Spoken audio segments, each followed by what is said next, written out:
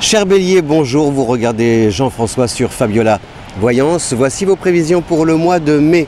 Alors est-ce qu'en mai, le Bélier peut faire ce qui lui plaît? A priori oui, surtout au cours des 15 premiers jours, parce que vous avez des planètes qui traversent votre signe ou alors qui gravitent autour de signes amis, alliés.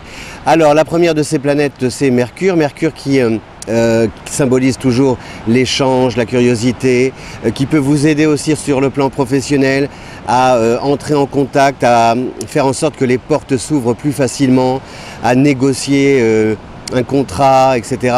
Jusqu'au 6, c'est-à-dire les 5 premiers jours, les 6 premiers jours de ce mois de mai, vous avez normalement de fortes chances d'obtenir ce que vous voulez et de faire en sorte de voir vos initiatives et vos démarches aboutir. Pareil, par exemple, si vous savez, souvent le début de l'année, on attend peut-être des lettres, il y a une notion financière très importante, fin de mois, début de mois, on fait ses calculs, on attend aussi peut-être du courrier, quelque chose, qu'un dossier soit validé ou confirmé.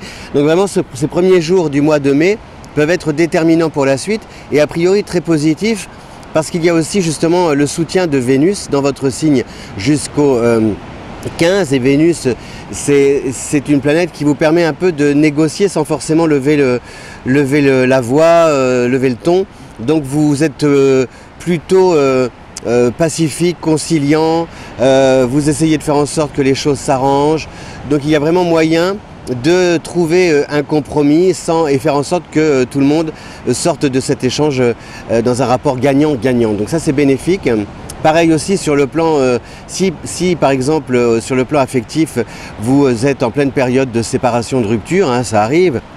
Eh bien, a priori, c'est pareil, on devrait quand même pouvoir trouver un terrain d'entente pour se séparer, si ce n'est bons amis, du moins en bons termes, quoi. Voilà, que chacun aussi puisse évoluer vers son destin sans trop stresser. Voilà, que la page soit tournée et surtout tournée de manière officielle, parce que tout ce qui est écrit, tout ce qui est couché sur le papier, légitime les actions que vous comptez entreprendre.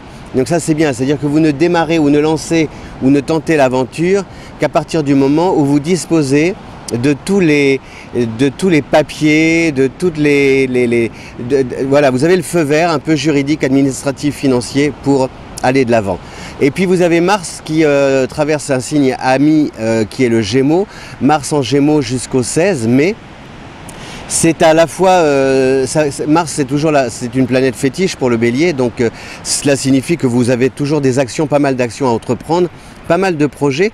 Et puis surtout ce qui est intéressant, c'est que par exemple il y a des projets qui peuvent être, qui n'ont peut-être rien à voir avec votre vie professionnelle, mais qui justement dans le cadre de votre vie perso sont susceptibles de générer comme ça, soit de vous permettre de tisser des liens nouveaux, soit de générer d'autres activités, enfin vous voyez, de joindre un peu l'utile à l'agréable, parce que Mars, le Gémeaux est un signe qui communique beaucoup, qui est justement gouverné aussi par Mercure, donc le micro, la communication. Donc tout ça c'est bénéfique et surtout ça laisse une part d'improvisation qui vous permet de compter sur les rencontres, sur le mouvement, sur les actions, etc. qui génèrent et qui ouvrent la voie, qui ouvrent tous les horizons, tout le champ, qui élargit le champ des possibles. Voilà, sans l'avoir prémédité, sans l'avoir prévu. Ça c'est bien. Et comme vous aimez beaucoup tout ce qui est spontané, improvisé et nouveau, inattendu, voilà, c'est tout bénef pour vous.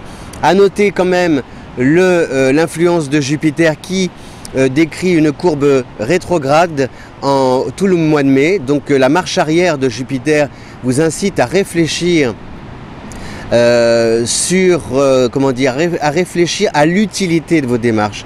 C'est-à-dire toujours de vous poser la question si ce que vous entreprenez est juste, si ça colle vraiment bien à vos désirs. Bannissez tout ce qui est notion de revanche. Moi je vais faire ça pour leur montrer ce dont je suis capable.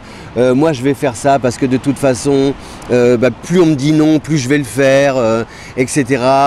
Moi je lui garde un chien de ma chienne, alors c'est maintenant que je vais lui tendre un piège. Tout ça, évitez tout ça parce que sinon vous allez alors peut-être effectivement vous allez atteindre votre objectif, mais À quoi bon et quel résultat à l'arrivée. Pardon, je pense que...